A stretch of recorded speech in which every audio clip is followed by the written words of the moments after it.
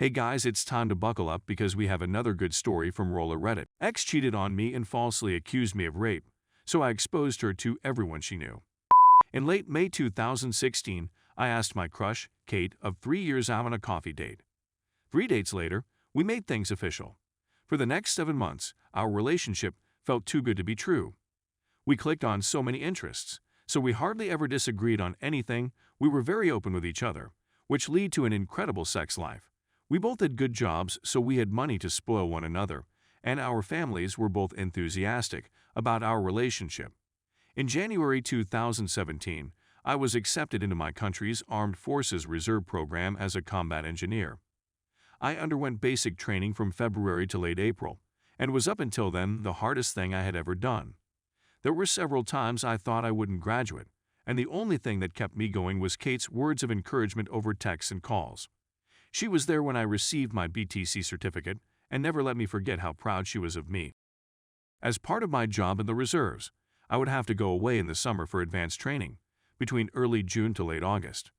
Kate fully supported me going 400 km away to the training center and spending almost our entire summer break on work to further my military career. The summer was brutal on me. I was a social outcast from every clique that formed on our course, and was the butt of several jokes. My self-esteem plummeted through the floor, but Kate's belief in me was what made me prevail. I passed as 5th best on course, and I owed it all to her. The decline things between us started to sour after returning home. According to her, I wasn't as spontaneous and outgoing as before I went away. I was dismissive, took small jabs and jokes as personal insults, and would rather stay in, watch movies, and have sex instead of going out. Unbeknownst to both of us, I had developed some nasty social anxiety due to the events of the summer, and it started affecting our relationship. Nearing our 2-year anniversary in 2018, we got into a heated argument over a small misunderstanding and subsequently broke up. I was incredibly distraught before she texted me 3 days later and said she wanted to try and fix things. I didn't see her for 3 weeks, but we kept in touch every day, slowly mending things. When we officially got back together, nothing felt the same.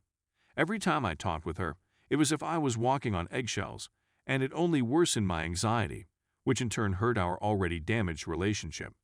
Then things finally came to a head at the end of July. The hurt while in school. Kate had met a dude named John. She saw in John what she used to see in me, and they quickly became very close friends. He consoled her through our breakup and every little time I messed up afterwards. For the record, I knew of John, but never thought Kate would ever do anything with him. One night after work, we had planned for me to stay the night at Kate's place. I arrived to see the two of them chilling on the living room couch. Kate said that John had dropped by for a spontaneous visit, and he was just leaving. After John left, she became cold and distant. I slowly accepted that our relationship was dead, and asked her how things were between us. She echoed my thoughts, and we agreed to break up the next day. She said I could stay the night one last time, seeing how it was late, and she was still worryful of me. From there on until she fell asleep, Kate became uncharacteristically glued to and protective of her phone. In the past, she wouldn't care if I had glanced over to catch her and her friends texting about whatever, but now she did her best to hide the screen from me. I asked her about it, and she said it was private stuff, which only raised more questions. After she fell asleep, curiosity got the better of me. I unlocked her phone, I knew her passcode, and found hundreds of messages between her and John. Messages about how she was now single, how exciting it was, that they could now be a couple in public, and laughing at me about every little thing I did. I quietly sob as I read through each hurtful text. My crying wasn't as quiet as I thought. Kate stirred, and once she realized what I was doing, she threw a fit. I couldn't find the anger or words to combat her, so I just grabbed my stuff and left, with Kate shouting and yelling at me the whole time.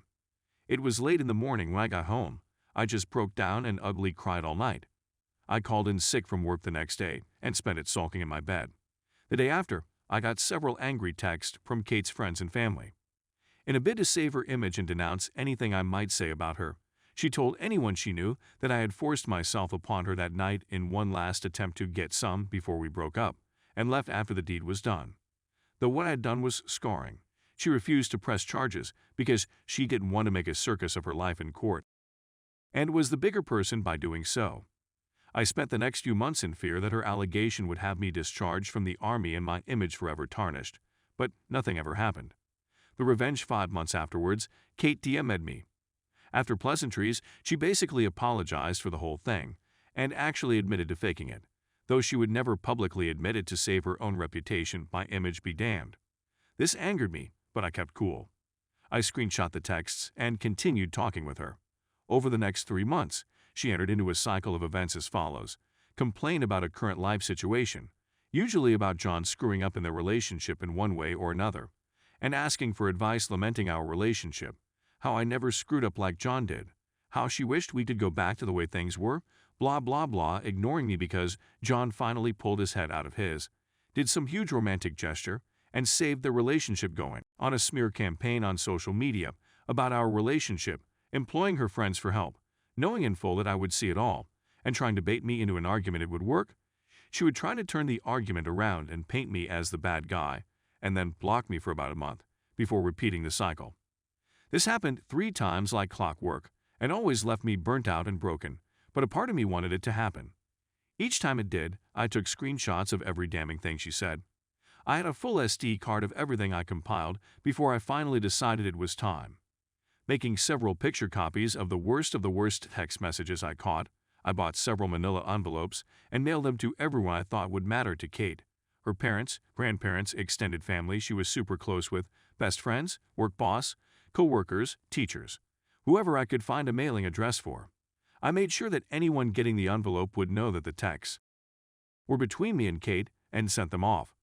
Within 3 weeks, I got results. Some of the people who messaged me to shame and insult me before now apologized for their words. My favorite was from her own parents, who went on to say that they were deeply sorry about their daughter's behavior, how they raised her to be better than how she acted, and to please not pursue any legal actions. The thought had crossed my mind, but I didn't have the money nor the mental fortitude to fight a legal battle. I told them I'd think about it, and that they'd be the first to know besides Kate if I did. Kate sent me some texts as well, with things like, "How could you betray my trust like that?" I didn't reply. I just read every angry text that flew in with a satisfied grin, and then blocked her when they stopped. Never fully found out how badly her life was affected by my revenge, but I do know that she dropped out of school and no longer has a job. I hope John was worth it. Edit. Thank you all so much for the kind words of support. A lot of people have been worrying about my mental state, so I thought I'd relieve those worries. I've been seeing a therapist for 3 months now and have made significant progress. I can't begin to explain how much I owe her for helping me regain some semblance of normalcy in my life. Story 2. Am I, 25F, being unreasonable and wanting to spend more time with my own family instead of my boyfriend's? 25M. Over the holiday, see guys! Me and my boyfriend have been together 7 years and moved in together 6 months ago. Our relationship is great, and we are very happy. Our families are very different. He has a huge family with tons of cousins, aunts, uncles, etc. that he is very close to. On my end, my family consists of only me, my older sister, and my parents. Inevitably, the holidays are stressful. Because my family is so small, we are really close. We had dinner together weekly, pre-pandemic, and we celebrate every holiday together. For my boyfriend, holidays are always a large gathering of 30+ people at someone's house. Christmas Eve is one side of the family, and Christmas Day is the other side. Because of the nature of my family, when I am missing from a holiday, it's glaringly obvious. It's like there's a hole in the group. As a result, I make every effort to be there with them during both Christmas Eve and Christmas Day, even if I sacrifice time with my boyfriend's family. For example, in the past, we have spent Christmas Eve separately. He goes to his gathering, I go to mine. I sleep over at my parents' house, and he sleeps at his. He comes to celebrate the end of Christmas morning with us. Then we head over to his Christmas afternoon, gathering together. It's relatively even. Now that we live together, I feel weird about our arrangement. Is it weird if we still sleep apart? Should we stay together all night? Do we need to come back to our shared apartment so not to offend anyone as to choosing whose house to sleep at? This whole thing is stressing me out. My parents put a lot of pressure on me to be with them on these occasions, and his parents obviously want him to be with them as well.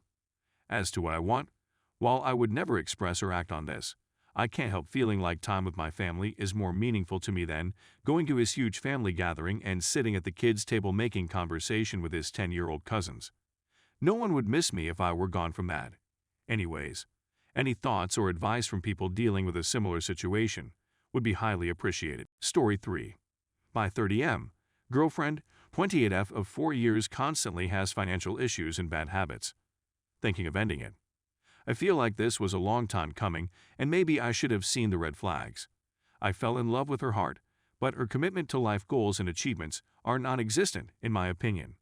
She moved into my apartment about 2 years ago, and when she did, she had a regular 9-to-5 job, which she hated, except it kept things fairly stable. Rent was paid, bills were paid.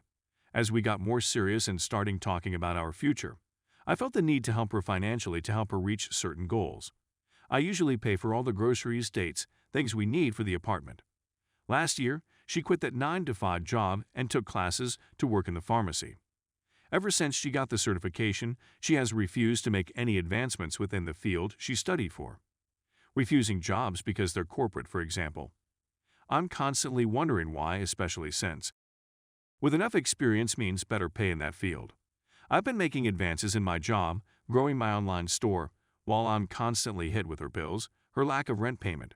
It went on for 3 months last year, and now she hasn't paid the rent for the last 2 months, and we moved and she didn't help at all with the security deposit.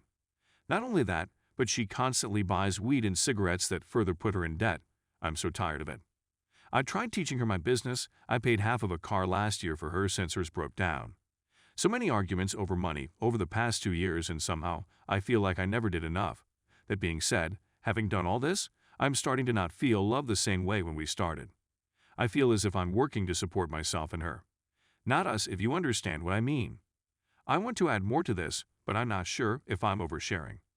I need an idea of what to do, because I feel like I should end it. Yeah, Na sounds like she has no ambition at all. And as long as you keep enabling her, she will continue to act this way. Give her an ultimatum. Get a job and contribute, because it can't go on like this. You are already starting to resent her, and it's going to get much worse if things don't change. Well, you shouldn't regret feeling bad for her. Empathy is a good trait to hang on to. You just need to watch out for yourself as well. It's always tough to figure out what prevents people from taking responsibility, but certainly having someone else solve their problems or provide for them doesn't force progress. In any event, it shouldn't be your problem to solve. And if she hasn't shown concrete progress in 2 years, it's unlikely she will in the near future. This woman is mistaking your kindness for weakness. At this point, it's kind of codependent. You're just going through the motions, and you are enabling her bad behavior and lack of even minimal survival efforts. Also, don't let her try total you. She's depressed, give her one more chance, etc. This girl will never make it right for you.